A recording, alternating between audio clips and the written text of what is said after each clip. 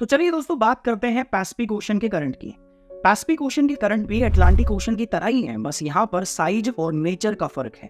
Pacific ocean Atlantic ocean के comparison में बड़ा और ओपन है, बट करंट का पैटर्न ऑलमोस्ट सेम है। तो सबसे पहले बात करते हैं दोस्तों नॉर्थ पैसिफिक ओशन करंट की। तो दोस्तों यहाँ पर north equatorial current trade wind के इफेक्ट में अपने ईस्ट से वेस्ट की ओर फ्लो करता है। इसके बाद ही फिलीपींस और ताइवान के ईस्ट से फ्लो करता हुआ ईस्ट चाइना सी पहुंचता है, और यहाँ हम इस करंट को क्यूरोशियो करंट या जापान करंट या ब्लैक करंट के नाम से जानते हैं। इसके बाद 40 डिग्री नॉर्थ के पास वेस्टर्लीज और कोरियोलिस फोर्स के कंबाइंड इफेक्ट में ये अपने राइट की ओर डिफ्लेक्ट होता हुआ पोलर एरिया की ओर बढ़ जाता है। यहाँ हम इसे नॉर्थ पैसिफिक ड्रिफ्ट के नाम से जानते हैं। आपको बता दूं, नॉर्थ पैसिफिक ड्रिफ्ट इक्वेटर के वार्म वाटर को पोलर एरिया की तरफ में लेके जाता है, जिसके कारण अलास्कन कोस्ट विंटर में भी आइस फ्री रहते हैं। दोस्तों ये तो बात हुई वार्म वाटर की। अब बात करते हैं दोस्तों पोलर एरिया के कोल्ड वाटर के बारे में। पोलर एरिया का कोल्ड पानी बेरिंग स्ट्रेट से होता हुआ नीचे की ओर आता है, जिसे हम बेरिंग करंट या अलास्कन करंट के नाम से जानते हैं। इसका एक हिस्सा ओखोत्सुक करंट से मिलकर ओयोशियो करंट बन जाता है और होकाइडो के पास जापान करंट से मिलता है, जबकि दूसरा हिस्सा नॉर्थ पैसिफिक ड्रिफ्ट में मिक्स होकर नॉर्थ अमेरिका के वेस्टर्न कोस्ट के साथ में फ्लो करता है। इसे हम कैलिफोर्नियन करंट के नाम से जानते हैं। दोस्तों कैलिफोर्नियन करंट आगे जाके नॉर्थ इक्वेटोरियल करंट में मर्ज होकर अटलांटिक ओशन की तरह अपना क्लॉकवाइज सर्कुलेशन पूरा करता है। दोस्तों यहाँ पर एक और इम्पोर्टेंट बात है, क्यूरोशियो और ओयोशियो करंट के मिलने से यहाँ एक ऐसा पानी बनता है जिसमें फाइटोप्लैंक्टन्स की ग्रोथ प्रमोट होती है।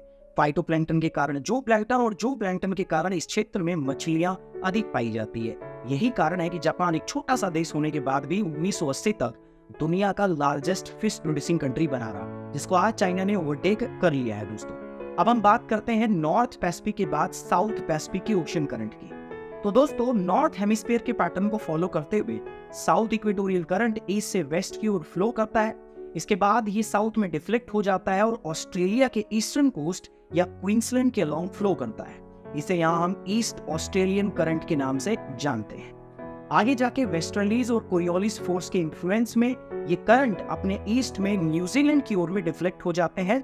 यहाँ हम इसे साउथ पैसिफिक ड्रिफ्ट के नाम से जानते हैं। दोस्तों आगे जाके ये कोल्ड वेस्ट विंड ड्रिफ्ट के अंदर में मर्ज हो जाते हैं। इसके बाद ये हमारी west wind drift southern Chile की टिप से डिफ्लेक्ट होकर नॉर्थ की ओर मुड़ जाती है और साउथ अमेरिका के वेस्टर्न कोस्ट के अलोंग में फ्लो करने लग जाती है।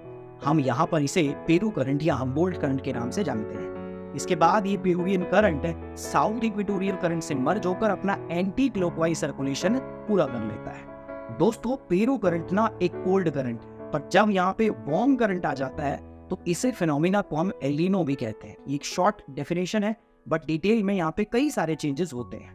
कोल्ड पेरुवियन करंट के कारण साउथ अमेरिका के वेस्टर्न कोस्ट पर अपवेलिंग होती है, जिसमें न्यूट्रिएंट रिच वाटर सरफेस पे आता है, and that's why this region become rich in phytoplankton. Again phytoplankton के कारण यहाँ फिश पाई जाती है, जो यहाँ पाई जाने वाली सी बर्ड का प्राइमरी फूड बनती है। इन सी बर्ड के एक्सक्रीटा से एक नाइट्रोजनस रिच फर्टिलाइजर, जिसे हम गुआइना कहते हैं, वो बनाया जाता है, और बहुत सारी फर्टिलाइजर इंडस्ट्रीज सिर्फ इसी गुआइना एक्सक्रीटा के ऊपर में बेस्ड होती है। और जब जब दोस्तों यहाँ पर एल नीनो करंट आता है तो ये अपवेलिंग रुक जाती है और ये सारी इंडस्ट्री बंद हो जाती है, क्योंकि ना यहाँ मछली होती है और ना वहाँ पर सी बर्ड आते हैं, और जिसके कारण यहाँ पर किसी प्रकार का एक्सक्रीटा भी नहीं मिलता। तो दोस्तों ये थी बात आपके पैसिफिक ओशन के करंट की। इसके बाद हम बात करेंगे आगे चल के इंडियन ओशन के करंट के बारे में।